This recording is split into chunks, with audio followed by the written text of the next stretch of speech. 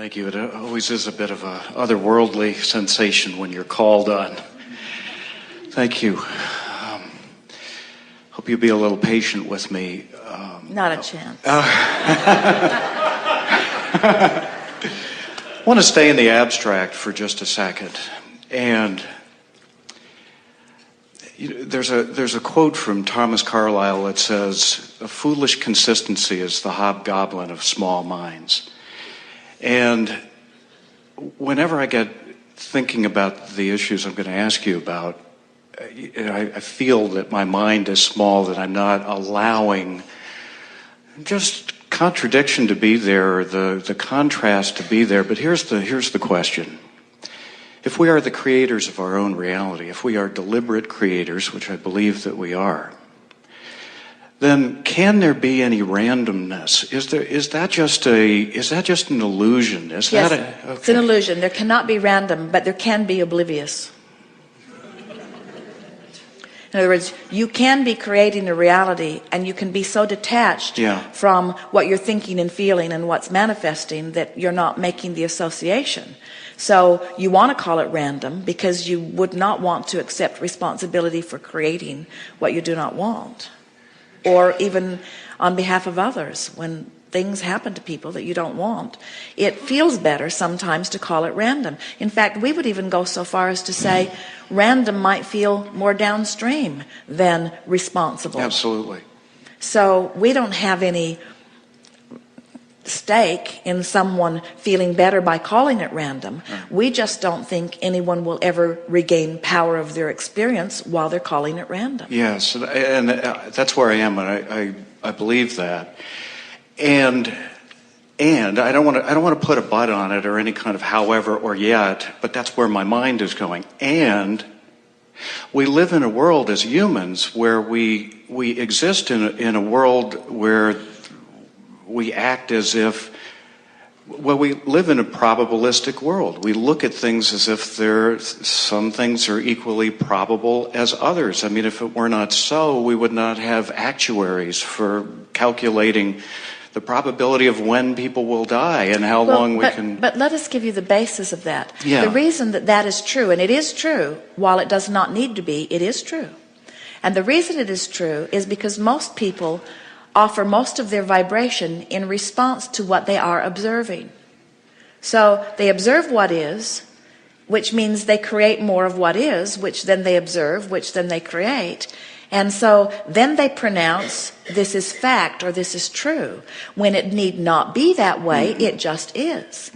In other words, when a person says, Abraham, this is reality, this is what I'm living, this is how much money I've got, or this is what's in my body, we don't argue with them that they are accurate about speaking the truth of what is. It's just that we know that what is changes. And it would change more rapidly if humans would understand the power of the directing of their thought. Right. And we'll just stick this in quickly. Only when someone cares more about how they feel than the intellectual properties of what they're thinking will they find that clarity. In other words, it isn't until you let the way you feel guide your thoughts. Even Esther will doggedly hold to a thought that does not serve her because it is a truth and a fact that she feels compelled to continue to activate. And she knows that there's not value in some of the thoughts that she continues to activate, but they entice her because she's been so long in an environment and in a body where fact and truth were that's one of those things that the author that you quoted, what a clever statement that was, that sometimes even when you quoted that, say it again. A foolish consistency is the hobgoblin of small minds. So the most poignant of those hobgoblins that we see among humanity, especially in your Western culture, is I was born unworthy. What a premise. And from that premise, you just have so much upstream stuff going on. And yet there are so many people around you that believe that and will tell you that every time you turn around, that if you have the audacity to be self-confident, they'll put you in your place. They don't want you to be self-confident. They want you to be humble. And humility is the opposite of what your source wants in you. Your source, we promise you, is not humble. It is all-knowing. And man will say, good for source to be, but not for man. Man should be humble. And we say, if you're making source all-powerful and man humble, then you are asking for separation, you see. Got it. That's a hobgoblin and a half. Yeah. Yeah. Let me continue with the thought. I mean, you know, as I think about this question, I don't know why I thought about it, but I thought about Gandhi and how he changed completely the whole paradigm of looking at something that he did not want, and rather than resisting it, simply saying what he did want. I think that's accurate. It is. That was his message. At least from my understanding And yet of history. most humans who recall the story of Gandhi, what they've extrapolated from it is, this is a man who will not stand up and fight. This is a man who will just take what's dealt out. And so when they make a movie of it, someone just beats him to death. And that was not even close to his message. That's interesting. Not even close to his that became message. the focus. It did. One other aspect of this, and this is it's very abstract, but it's very meaningful to me in my personal life, is that when I'm talking about probabilities, I'm talking about even in the realm of, I'm just talking about very impersonal things, just looking out. And for instance, I sit in front of the computer screen a lot of the times calculating the likelihood of certain financial things happening or not. I trade options. And that's all about calculating probabilities. And then I look at that and I say, well, wait a minute, I don't have any control over what's happening, quote unquote, out there. And right. So something is going on out there, and so I'm responding to that. But let's talk about this. You see, you have more control than you're willing to access because, and your questions are so clear, this is easy for us to give to you. These probabilities that you're talking about on impersonal, not personal probabilities that you're talking about, odds or statistics based upon what has been. Yes. The reason that they are calculatable and predictable is because the stability of the platform of belief is such, and that stability exists because not many people change their thinking at all. Most people, if you talk to a parent or someone you've known for a while, you find them saying the same things today that they've said almost the whole time you know them. Most people don't change their thoughts. It's very common to find people who have shifted their thinking dramatically in a gathering like this, because they've gotten hold of an idea that resonated with something that was at the core, and you can begin to move faster. So let's go back to this premise because it's very important. So it's a nice thing that Esther awakens from a night of dreaming sometimes, where she's had a lot of dreams that seem she's in different places with different people, and when she wakes up, she adores the continuity of her life. Right. And that continuity is because you didn't all get here at the same time. You don't all have the same experience. You come and go. In other words, people are leaving and people are coming, and people are leaving and people are coming. But the largest part of the population remains stable in the sense that, and that's why when you go back to your hometown, it's still there. That's why when you come back to this hotel year after year, it's still here. That's why Esther can notice a spot on the wallpaper in a restaurant, and year after year it will be there. In other words, it's because there are enough people that are observing reality as it is, and therefore offering a vibration of the reality that they are observing, that the continuity stability remains stable. But while it is mostly stable, it is constantly changing.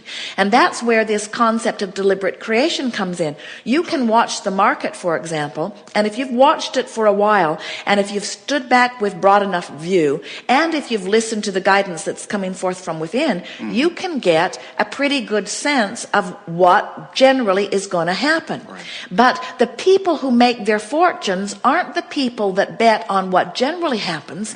They're the people who bet on what rarely happens. And this is the thing that we want you to understand as a leading edge creator, that you can control the vibration of your being and therefore the way law of attraction responds to you. The thoughts that occur to you and the circumstances that come to you are about the vibration that is generated from your thinking mechanism. So if your thinking mechanism is just noticing what is, not much change in your experience. But if you are benefiting from the stability of noticing what is, and then you are deliberately directing your thoughts in specific areas of importance to you, you can move ahead. And that's why someone who never ran that fast in a mile, when he does it, then a whole lot of people that have never run that fast in a mile do. Right. That's why when, in other words, once someone breaks loose with the idea enough that somebody else then can observe it, and then enough others begin to observe it, then you have what your theologians want to call a paradigm shift. Right. When it's a 100 monkey thing. In other words, they say that the monkeys, it's really more about humans, but all over the world perform the same behavior until it amasses enough vibration that then it occurs to more of them.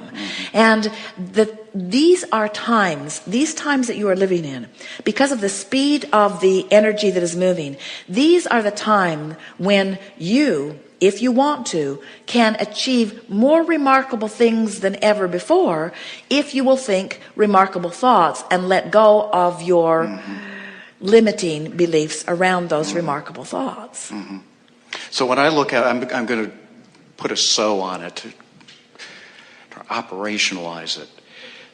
So when I look out there and I think I see a world that exists separate and apart from me, and I simply play a role in that particular drama, that's not really the way it is. It is a creative act. Well, but the thing is, what you just described can't happen, because when you look at the world, you just by seeing it, you're playing a role in it. Right, and right. Because what you see is synthesized through you, and out the other side of you, you spit your personal preference, which you don't have the ability to turn that mechanism off. So you can't, even an animal that doesn't talk is contributing. In fact, the beasts of your planet are huge energy balancers, because they insist on seeing well-being no matter what humans around them are thinking. Let's take this further. Okay. I started out with that quotation because it's that idea of holding two thoughts that seem to be in contradiction to each other, but I don't think they really are. Well, but let's make that statement a downstream statement instead of an upstream statement. Yeah, okay. That's just what my girlfriend always does with me. And the reason that we want to do that is because you didn't come into this environment of contrast because you wanted to tame it. You came into this environment of contrast because you wanted to expand as a result of it. In other words, when you get more thinkers together, you think more thoughts, and the more thoughts you think, then the more potential for more thoughts that you think. So expansion is all about that. So rather than saying that there is a likelihood, and there may be, that people are going to get hold of a belief that doesn't serve them, and they're just going to keep regurgitating it because it's easier to keep thinking what you've been thinking than it is to think something new. And because law of attraction is the culprit behind that statement. Because law of attraction says, if this is what you've been thinking, then these are the thoughts that we're going to bring to you. And when you say, but I want a slightly different thought, law of attraction is going to say to you, but these are the thoughts that most represent what you are asking for. And you have to make a decision to focus someplace else before law of attraction starts bringing you some of those other thoughts.